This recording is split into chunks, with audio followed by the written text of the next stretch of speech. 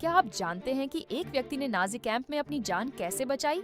Victor Frankel 3 concentration camps में कैद था, ऑशविट्ज भी शामिल।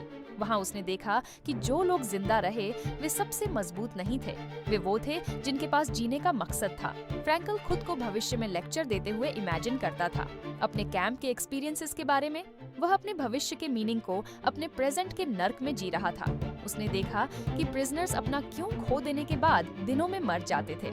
इस ऑब्जर्वेशन से उसने लोगोथेरेपी बनाया, यह आइडिया कि इंसान किसी भी दुख को सह सकता है अगर उसमें मीनिंग मिले।